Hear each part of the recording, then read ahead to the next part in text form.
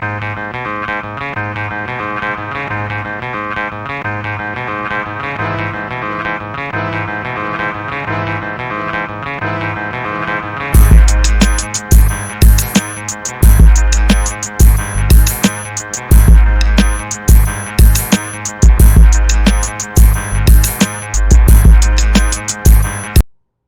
up, everyone? Welcome back to another episode of the J Rock Show. Happy Friday to you all. I am your host, as always, from the SimWorld TV studios, Jason J.K. Candell. And we got Hoopsteria around the corner. We got conference championships going on for the next couple of days. And I'm joined today to kind of dive into the madness with the man who is rising from the ashes today, ladies and gentlemen. I am here with the recruiting expert, Mr. 247, Mr. Phoenix. How are we doing today, my man?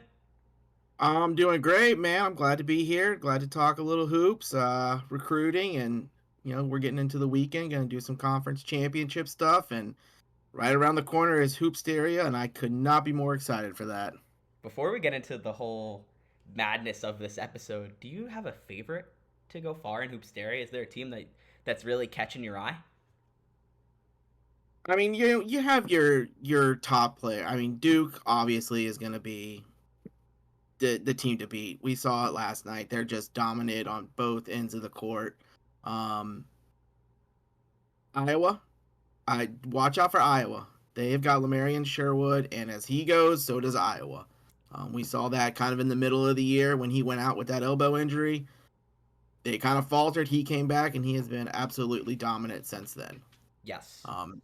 So they're a team that I would watch. It's any given day. One bad day, and you're gone.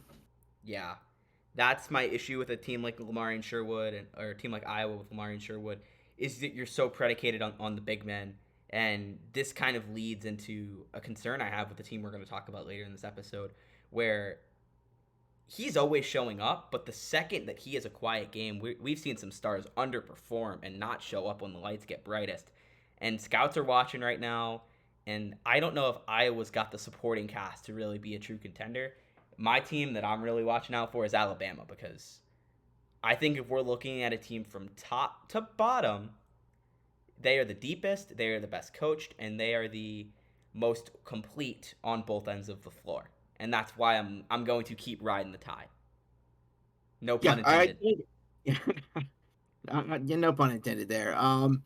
No, I do like Alabama. I think they're gonna be tough to beat. Like you said, top to bottom, they probably are the best built roster there is. Duke's gonna be tough too. We saw last night Cooper Flagg picked up 2 early fouls against Georgia Tech, and he sat for a while, and Duke's lead actually grew. So that's gonna be they're another team that it's not just one player. It's a team. And I think those two teams are going to be probably at the top of it when it's all said and done. Would not surprise me, not even a little bit. But there's just such a tough race, and I'm so excited to see it play out, which is why Conference Championship Weekend is so exciting. UCLA is trying to go for back-to-back. All of these teams are trying to kind of fight for their spot. And then we got matchup Monday. On Monday, special episode of Hard in the Paint. Some big guests, and I'll let you in on a secret, ladies and gentlemen. You'll be hearing from me. So I'm looking forward to kind of diving into the bracket and starting to preview things on next week's episode. Yeah, it's gonna be fun. Matchup Monday is gonna be fun, and then even after that, everyone's gonna have opinions once we see the bracket come out. Who's got the best matchups? This team's got an easy path. Who has the hardest path? It's all the usual questions. But all we'll do for the next couple days after is look at it, analyze it, and then we get down to playing it. What makes a team built to win Hoopsteria in your eyes, Phoenix?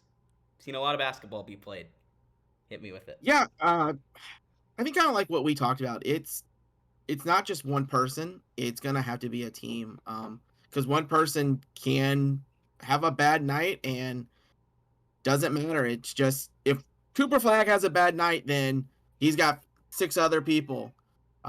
It's like Alabama, they got 10 people that they can put out there and not blink an eye and be okay with. I think it's just an all around good team, and I think a team that's gonna play good defense. The old saying is defense wins championships. If you can stop somebody from scoring, they can't beat you. Yeah, and I'm with it on that. But I think coaching is something that people really forget how important it is. I was talking to Jordan Belmont about it a couple weeks ago, where a good coach can be such a difference. Michigan State was finished third in the Big Ten this year. They have Tom Izzo. Like, Arkansas's got Coach Cal. Duke's got John Shire. The guys who've been around the block, been around the path, and know how to build winning hoopsteria teams are the teams that I'm looking at, because when you have a coach who's been there, they know how to get the players ready for the spotlight in the moment. And that's even why a guy like Kelvin Sampson, Houston's gotten really hot to end the year, and the fact that he's a good coach and the fact that they're getting hot has me interested in them. Yeah, I totally agree with that sentiment too. I mean, these coaches know how to pull the strings, the right strings at the right time. And John Shire has been there before. He's won champion. All these coaches have won. These top-notch coaches with top-notch teams have been there before, and that's why they keep getting there. Is because they are the best of the best, and they're able to go out and recruit, and they're able to look at a lineup and put the players where they need to be, get the matchups, run specific plays they know that are going to work, and it's just every year you see it is just top-notch coaches at the top. They know how to get there and they know how to win. Yeah, and we said we were going to talk a little bit of recruiting. You are the recruiting expert of the SimWorld U community, so let's kind of talk about it. We know that the top class is Alabama. They got 3 top 10, top 12 guys coming in. Kai Killens, Almighty Soul, Leonardo Fields. They're going to be dangerous. You think they're dangerous now? Just wait till they have the freshmen come in, because they're only going to get more scary with Nate Oates, because the fact that he can recruit on top of what he does makes Alabama just such a scary program, and there's a reason that they're no longer just considered a football school.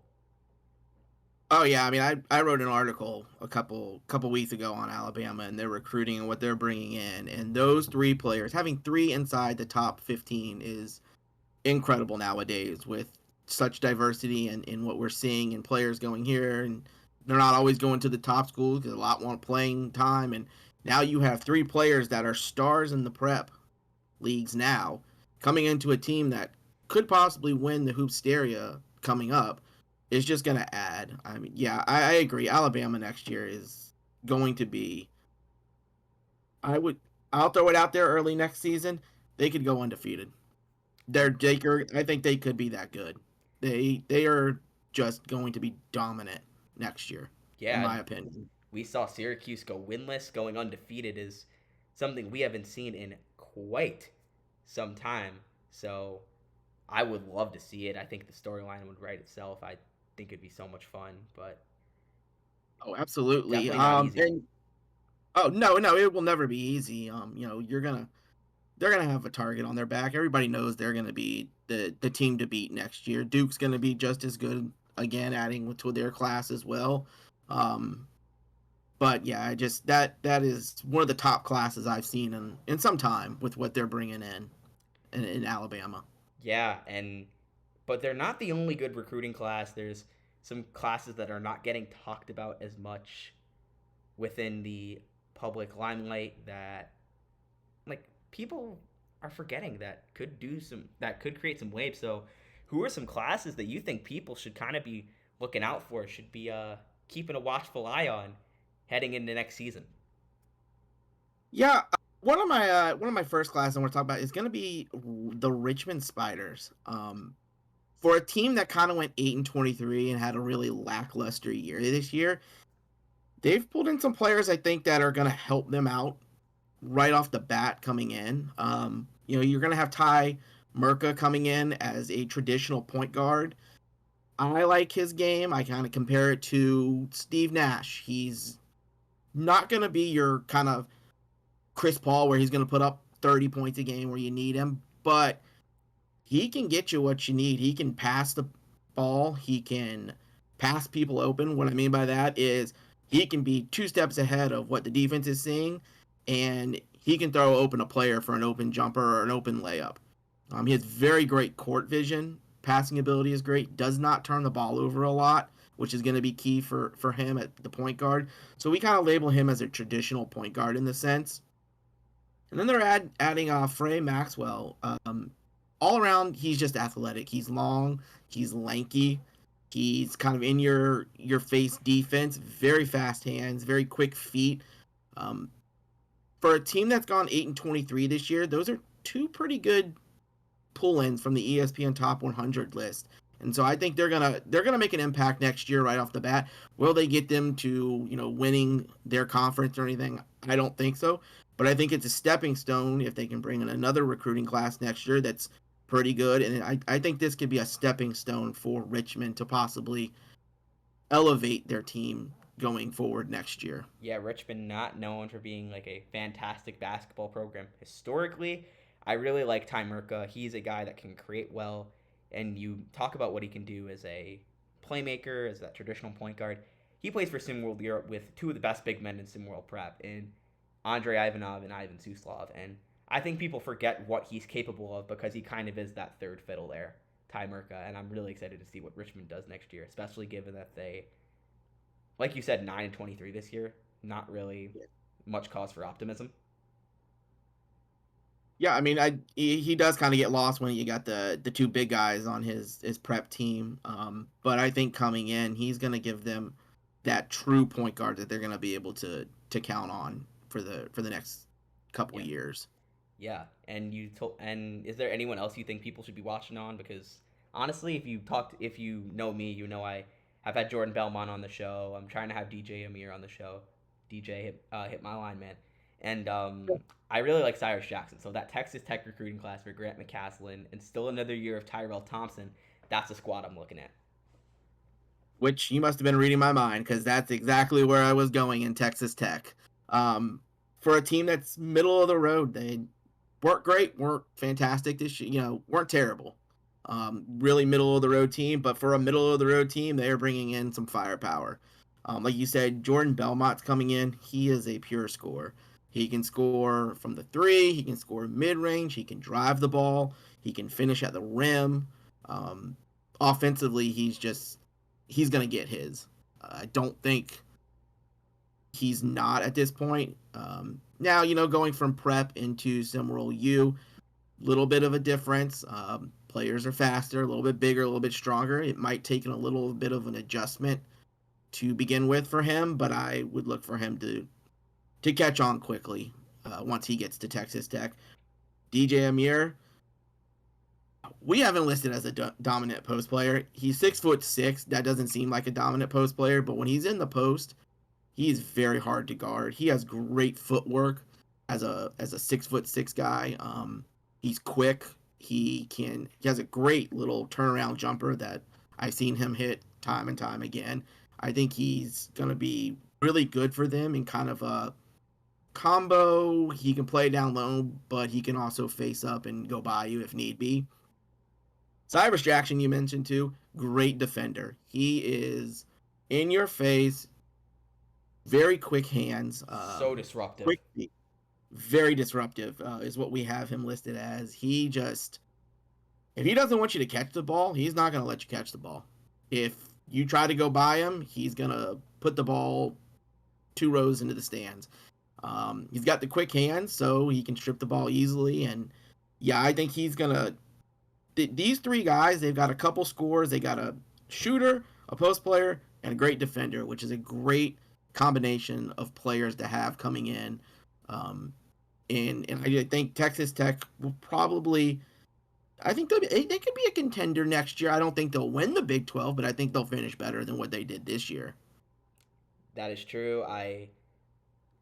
That's a very interesting conference. I'll be honest, and it's been a lot of fun to watch. But another team that I think like people aren't talking about. They got a new coach. They didn't win a single game this year. The Syracuse Orange. Asad Drayton coming in, quickly making an impact. Phoenix, what do you think? Yeah, Coach Drayton has done a wonderful job coming in. He's coming into a tough situation. Everybody knows Syracuse did not win a game this year. like we talked about earlier, that has not happened in a long, long time, and that can cause some disruptions in recruiting. You know, who wants to go play for a winless team? I want to go play in Hoopsteria and be big and be famous and be on the TV. But he has come in and done a great job, and I think a lot of it has to do with he was well respected in the prep leagues, in SimWorld Prep, well respected, and I think that's going to carry on for him as he gets going at Syracuse. To bring in a guy like LeJorn Tompkins III at Syracuse, who just lost all their games, that's a great, great get. Very athletic at the rim, plays above the rim. Um, when he gets to the rim, he hits just about everything. He's very confident, not real flashy, which I like. You know, everyone kind of likes the flashy player. I like he's confident, not flashy, as I like to say it. And then you're looking at somebody like an Abdul Salamanca. He's a good player. Uh, Nothing that he does is great, but he's a solid contributor, and I think he'll be good for what Syracuse is looking to do, and that's basically a pure rebuild, in my opinion. JJ Hoops, great shooter, um, shoots lights out, spot up. He can come off the screen. He's a catch and shoot guy. Um, he's gonna add an instant offense to this team, and he's great on ball defense. Another one that can really get kind of in your face and disrupt your offense of what you're trying to do. I look at somebody like a Kylan Johnson, not well known, not even ranked in the ESPN Top 100, but what he brings is going to help Syracuse. He's careful with the ball. He doesn't turn it over, and that's what you need to build. Turning the ball over, at least provides less possessions, provides less scoring opportunities, and gives teams fast break opportunities in the open. He's another one that's kind of intense on defense. You can kind of see a theme building with what Coach Drayton is putting together, and he's going to go defense kind of with this recruiting class, especially right off the bat. Like I said before, That's the Drayton philosophy, though. yeah, it is, and I think he's going to continue to do that. I love it because like we talked about a little earlier in the show, defense wins championships. If you can stop somebody from scoring, they can't beat you. We've seen it throughout history. And then a guy like Caleb Boateng, he's just athletic. He athletic in the air.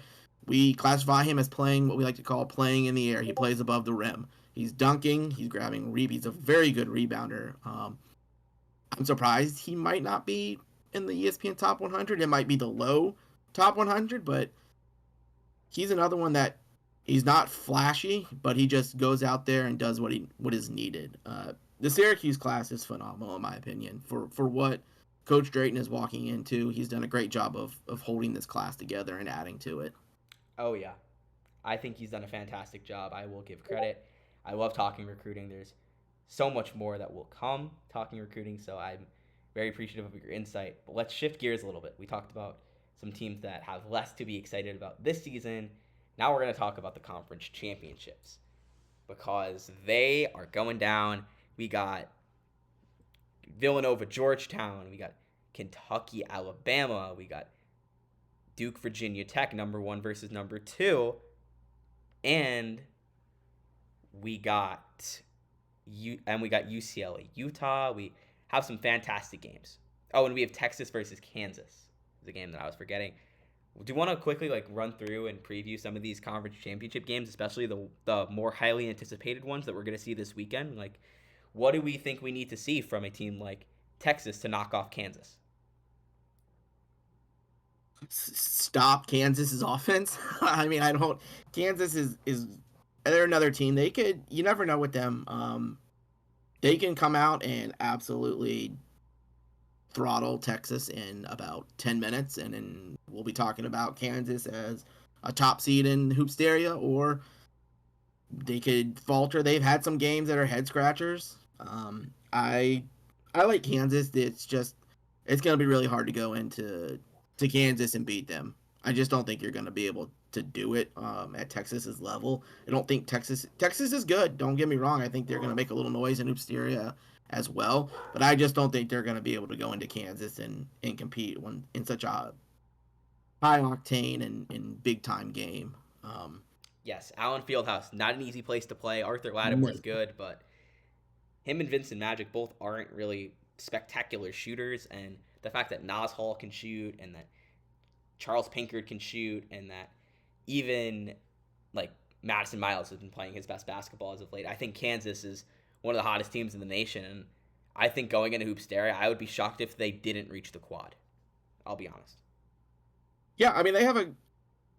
In my opinion, I think there's 8 to 10 teams that could probably reach the quad, and nobody would say, "Hey, why are they there?" I just think this is a deep field. I think is in what we're gonna Very see. deep field. So yeah, I think I just don't think Texas is gonna be able to stop Nas Hall and Madison Miles enough to pull off something in being in at Kansas. Yes. And we're talking about some conference championships. We got number one, number two, Virginia Tech and Duke in Blacksburg, Virginia. First time in program history, they're number one in the nation. How do we evaluate this game? Travion Novick versus Cooper Flagg. Going to be quite the matchup. That's again, you've read my mind. That is the matchup. It's Flagg versus Novik. Who comes out on top? Who has the better game? In reality, they're both even. Duke did win the only meeting this year. Take what you want with that. I just I think Duke's defense is just too good. I really do. I think that we saw it against Georgia Tech at the end of the season. I mean, it can be suffocating at times, and I think that's going to be what kind of does. I think this game will be very close, but I think the defense, when Duke needs a stop, I think they'll be able to get it more than what Virginia Tech might be able to do. Granted, it's in Blacksburg. That's going to play a big role. Duke right now, I think, is the team to kind of beat. Yes.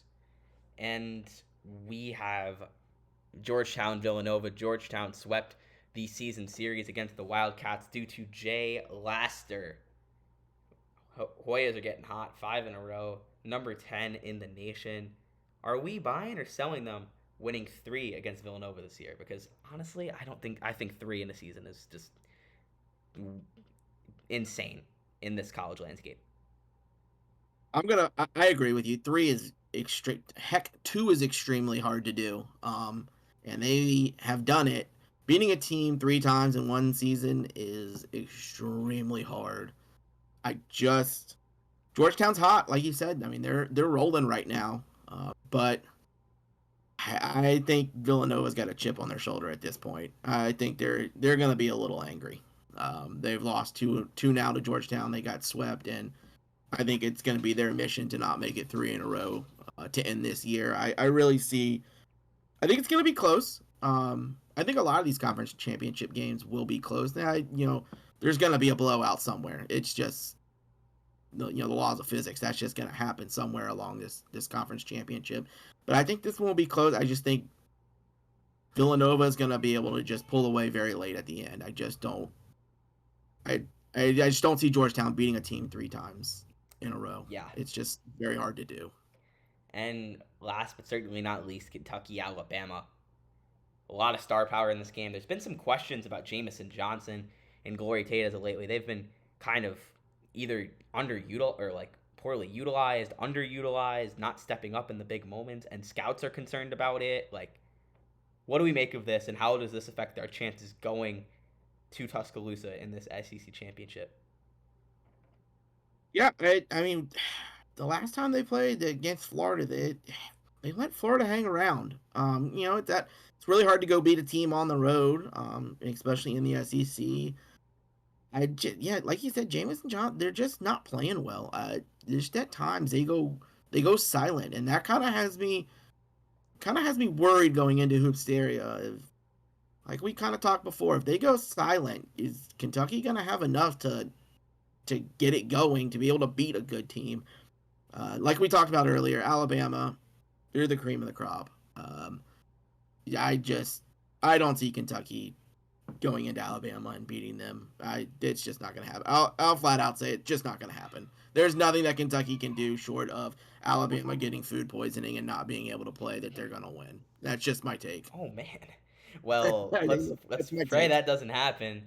I Yeah. honestly, I think that they have a shot. If they have a shot, they don't utilize Jamison Johnson enough. Should be getting at least 10, 15 shots a game. Gloria Tate needs the ball more. They play a lot through Trey Truss and Stephen Burks, and they're good players. But this is when you're playing for so much more. And Mark Pope, it's his first year in Lexington, and I think that he's kind of going to learn a pretty tough lesson over the next couple of weeks. I agree with that. I think it's unless he has an epiphany or something, yeah, his game plan has to change if they're Yeah. gonna make a deep run. It's it's working, but not well right now, in my No. opinion.